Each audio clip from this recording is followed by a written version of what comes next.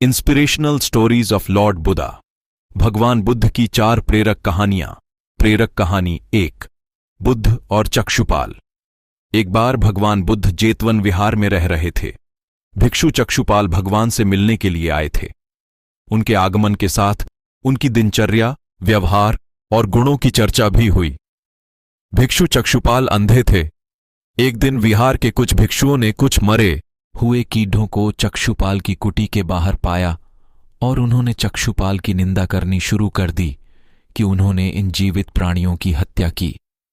भगवान बुद्ध ने निंदा कर रहे उन भिक्षुओं को बुलाया और पूछा कि क्या तुमने भिक्षु को कीड़े मारते हुए देखा है? उन्होंने उत्तर दिया, नहीं। इस पर भगवान बुद्ध ने उन साधकों से कहा कि जैसे तुम गिद्धों को मारते हुए नहीं देखा, वैसे ही चक्षुपाल ने भी उन्हें मरते हुए नहीं देखा और उन्होंने गिद्धों को जानबूझकर नहीं मारा है, इसलिए उनकी भर्त्सना करना उचित नहीं है। भिक्षुओं ने इसके बाद पूछा कि चक्षुपाल अंधे क्यों हैं? उन्होंने इस जन्म में अथवा पिछले जन्म में क्या पाप किए? भगवान बुद्ध ने चक्षुपाल के बारे में कहा कि वे पूर्व जन्म में एक चिकित्सक थे। एक अंधी स्त्री ने उनसे वादा किया था कि यदि वे उसकी आंखें ठीक कर देंगे तो वह और उसका परिवार उनके दास बन जाएंगे। स्त्री की आंखें ठीक हो गईं, पर उसने दासी बनने के भय से यह मानने से इनकार कर दिया। चिकित्सक को तो पता था कि उस स्त्री की आंखें ठीक हो गई हैं। वह कितना ही रोई पीटी, लेकिन चक्षुपाल जरा भी नहीं पसीजा। इस पाप के फलस्वरूप अगले जन्म में चिकित्सक को अंधा बनना पड़ा। प्रेरक कहानी 2, परिश्रम और धैर्य। एक बार भगवान बुद्ध अपने अनुयायियों के साथ किसी गांव में उपदेश देने जा रहे थे। उस गांव से पूर्व ही मार्ग में उन लोगों को जगह जगह बहुत सारे गड्ढे खुदे हुए मिले। बुद्ध के एक शिष्य ने उन गड्ढों को देखकर जिज्ञासा प्रकट की, आखिर इस तरह गड्ढे का खुदे होने का तात्पर्य क्या है?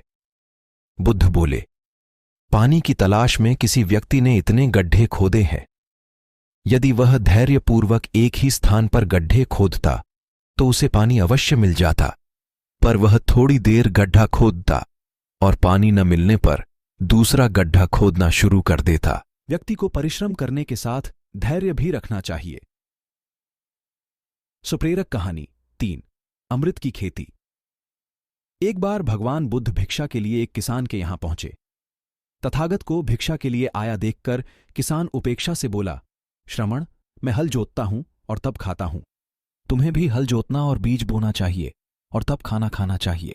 बुद्ध ने कहा, महाराज, मैं भी खेती ही करता हूं। इस पर किसान को जिज्ञासा हुई और वह बोला, मैं न तो तुम्हारे पास हल देखता हूं, न बैल और ना ही खेती का स्थल। तब आप कैसे कहते हैं कि आप भी खेती ही करते हो? आप कृपया अपनी खेती के संबंध में समझाइए। बुद्ध ने कहा, महाराज, मेरे पास श्रद्धा का बीज, तपस्या रूपी वर्षा और प्रजा रूपी जोत और हल है। पाप भीरुता का दंड है, विचार रूपी रस्सी है, स्मृति और जागरूकता रूपी हल की फाल और पेनी है।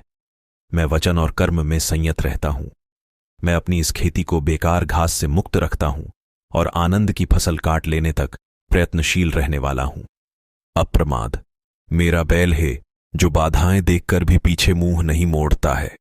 वह मुझे सीधा शांति धाम तक ले जाता है। इस प्रकार मैं अमृत की खेती करता हूं।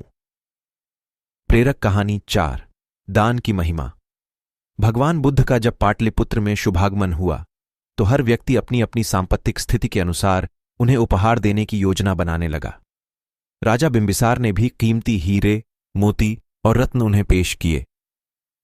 बुद्धदेव ने सबको एक हाथ से सहर्ष स्वीकार किया। इसके बाद मंत्रियों, सेठों, साहूकारों ने अपने अपने उपहार उन्हें अर्पित किए और बुद्धदेव ने उन सबको एक हाथ से स्वीकार कर लिया। इतने में एक बुढ़िया लाठी टेकते वहां आई।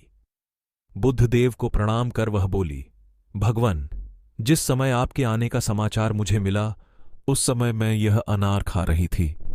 मेरे पास कोई दूसरी चीज न होने के कारण मैं इस अधखाए फल को ही ले आई हूं।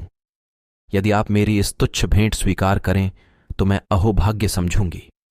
भगवान बुद्ध ने दोनों हाथ सामने कर वह फल ग्रहण किया। राजा बिंबिसार ने जब यह देखा तो उन्होंने बुद्धदेव से कहा, भगवान क्षमा करें, एक प्रश्न पूछना चाहता हूं। हम सब ने आपको कीमती और बड्ढे बड्ढे उपहार दिए जिन्हें आपने एक हाथ से ग्रहण किया, लेकिन इस बुढ़िया द्वारा दिए गए छोटे एवं झूठे फल को आपने दोनों हाथों से ग्रहण किया, ऐसा क्यों? यह सुन बुद्धदेव मुस्कुराए और बोले, राजन, आप सबने अवश्य बहुमूल्य उपहार दिए हैं, किंतु यह सब आपकी संपत्ति का 10वां हिस्सा भी नहीं है। आपने यह दान दीनों और गरीबों की भलाई के लिए नहीं किया है, इसलिए आपका यह दान सात्विक दान की श्रेणी में नहीं आ सकता। इसके विपरीत इस बुढ़िया ने अपने मुंह का कौर ही मुझे दे डाला है। भले ही यह बुढ़िया निर्धन है, लेकिन इसे संपत्ति की कोई लालसा नहीं है। यही कारण है कि इसका दान मैंने खुले हृदय से दोनों हाथों से स्वीकार किया है। ऐसे रोचक तथ्य जानने के लिए चैनल पर बने रहे, लाइक और सब्सक्राइब करें और बेल आइकॉन दबाए